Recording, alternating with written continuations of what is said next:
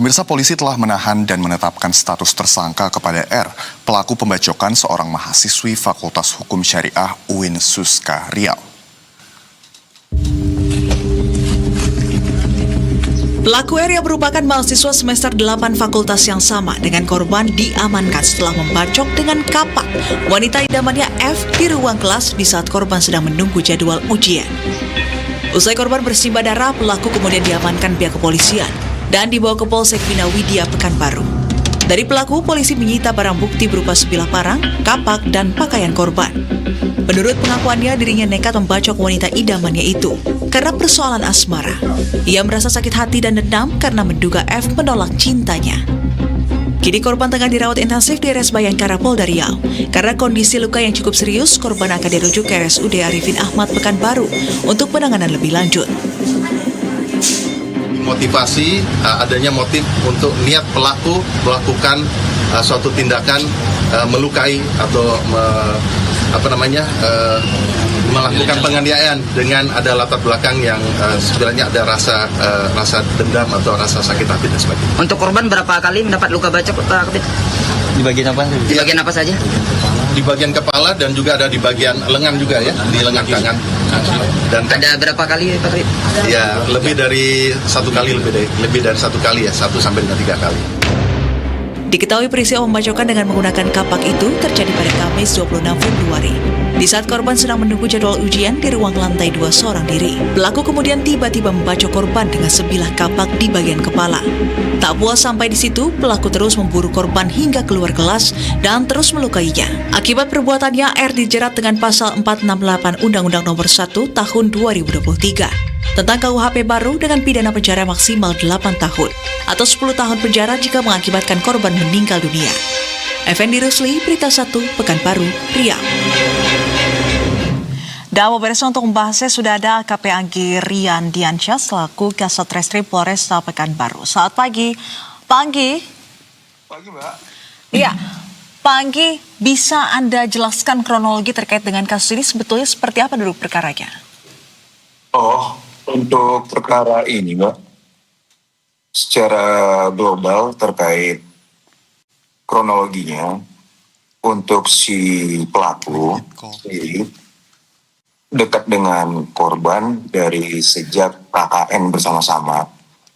Nah, di situ si pelaku jatuh hati kepada korban dan sempat menyatakan isi hatinya kepada korban. Namun, korban tidak menerima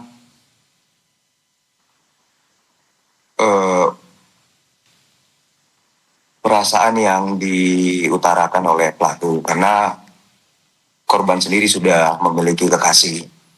Namun berjalan antara pelaku dan korban tetap berteman baik, kalau bahasa anak sekarang tuh HTS ya, Mbak ya. Nah, sementara si pelaku punya harapan yang lebih ternyata terhadap korban. Namun berjalannya waktu, si korban mengatakan kepada pelaku untuk menyudahi HTS-nya ini karena korban sendiri sudah memiliki pacar dan ingin fokus terhadap kuliah. Namun pelaku tidak terima dengan hal tersebut. Beliau mendatangi korban di ruangan ujian UIN Suska, langsung menyerang korban dengan sebilah kapak, Mbak, dan melukai korban di bagian kepala bagian depan, belakang, leher belakang, punggung 3 sayatan, di bagian tangan pergelangan kiri hampir putus itu saya lihat, Mbak, terakhir. Lalu ada beberapa titik lagi yang kecil-kecil sih, Mbak, untuk luka yang dialami korban sendiri. Baik, Pak Anggi, jadi memang antara korban dan pelaku ini sebenarnya tidak ada hubungan asmara seperti itu ya. Pak Anggi, lantas berdasarkan penuturan dari pelaku, dari mana dia mendapatkan senjata tajam yang digunakan untuk melukai korban, Pak?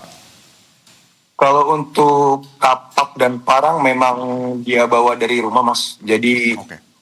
dari pengakuannya pelaku, setelah kami lakukan pemeriksaan, memang niat sudah muncul dari bulan November. Namun baru terlaksana pada kemarin hari Kamis ya. Itu juga sebelum berangkat di rumah si pelaku mengasah dulu kapak dan parangnya. Setelah selesai mengasah, baru pelaku ke UIN Suska untuk mencari korban dan melakukan tindakannya terhadap korban. Jadi artinya memang ini adalah tindakan terencana yang sudah direncanakan oleh korban pelaku dalam hal ini. Pak Anggi, dalam kasus ini motif korban artinya adalah sakit hati. Apakah sebetulnya selain juga cintanya ditolak, apakah korban sempat menyampaikan perkataan yang dinilai menyakiti hati pelaku atau seperti apa pengakuan dari pelaku? Serta juga sebetulnya pelaku dan korban ini sudah mengenal sejak lamakah atau baru mengenal pada saat KKN, Pak Anggi? Untuk perkataan yang mungkin melukai hati pelaku sejauh ini kami belum bisa sampaikan, Mbak, karena keadaan dari korban juga belum stabil untuk kami ambil keterangan. Namun kalau kami tanyakan kepada pelaku hanya berbicara saya sakit hati, Pak. Saya sudah menyatakan saya sayang sama dia, namun dia memutuskan sebelah pihak begitu saja terhadap hubungan yang sudah kami jalan semenjak pasca kami berkenalan dan bertemu di KKN. Itu sih, Mbak. Baik. Pak Anggi, lantas saat ini seperti apa situasi kondisi dari korban? Tadi ada mengatakan bahwa korban belum bisa dimintai keterangan juga ya terkait dengan kasus ini. Lantas apakah sudah ada pembicaraan dengan keluarga dari korban atau teman-teman yang berada di sekitar korban terkait dengan dinamika hubungan antara korban dan pelaku selama ini, Pak?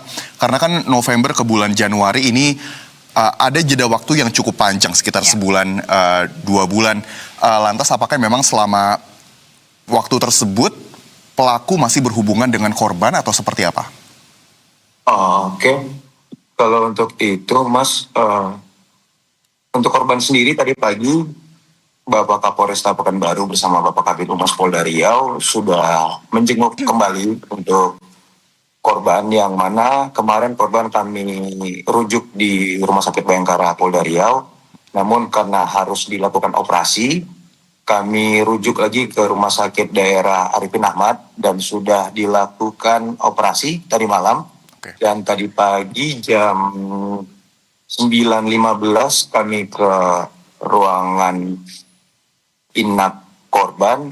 Kami tidak bisa banyak yang masuk, Mas. Kami hanya melihat situasi terakhir korban pasca operasi, bisa berkomunikasi namun belum bisa dimintai keterangan terlalu banyak karena keadaannya masih belum stabil.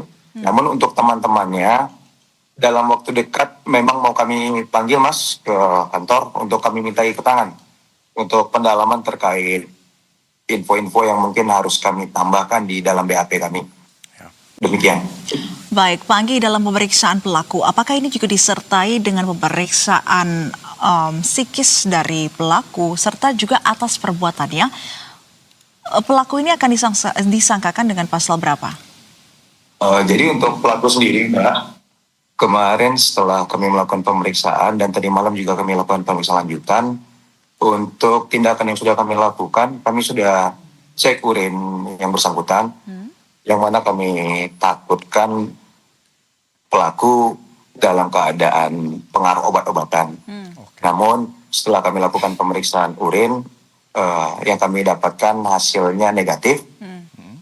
Dan untuk kejiwaan pelaku juga rencana kami, nanti kami akan bersurat untuk kami tes psikis dari pelaku tersebut.